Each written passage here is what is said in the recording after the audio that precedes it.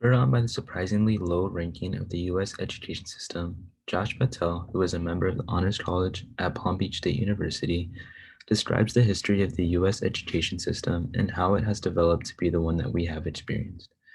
He begins stating how in the past 2 decades, we have experienced a high decline in the efficiency of our schooling system, emphasizing that students are comparable to robots, and in the sense that they are expected to memorize everything they are taught in class and be expected to apply it to standardized tests.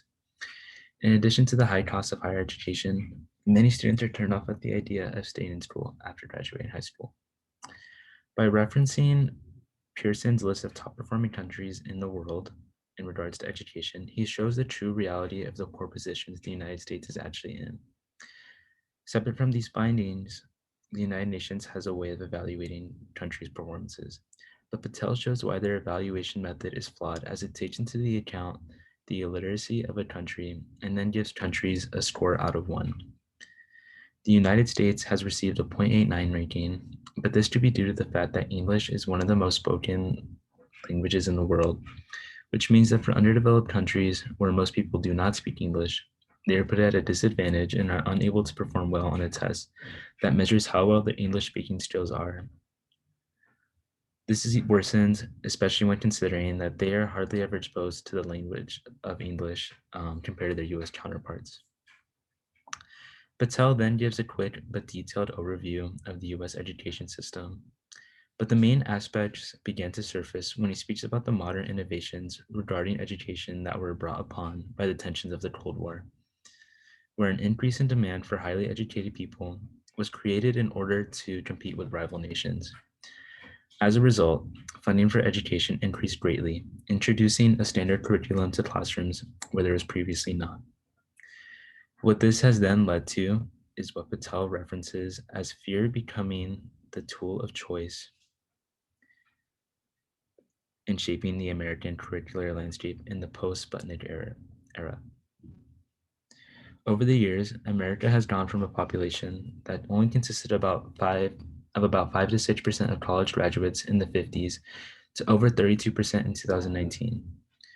With funding increasing, competitiveness in education also increased, and as a result, states have shown that they're competing with one another, as southern states are desperately trying to rise to the level of better performing states. As a result, increased standardized testing has ensued. To measure the effectiveness of schools, state-level accountability has emerged in the 80s and 90s that awarded schools that were able to perform well on the tests with additional funding. But what these tests fail to account for is the material that students are actually learning in class, which have led to what Patel states is slow achievement improvement due to constant changes in material on tests. To add to that, these tests show that they are not good preparation measures for college, and other measures need to be taken other than studying for the test to ensure students have a smooth transition from high school to college. Even with good preparation for college, students still have to worry about the immense costs associated with higher education. As illustrated here, Patel shows that the average cost of public college for an in-state student is $9,410 and $32,405 at a private university, with an average of about $3670 for federal financial aid.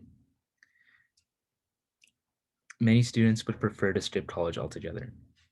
What this creates is a loss of direction for intelligent students that are unable to afford college, making change something that needs to occur.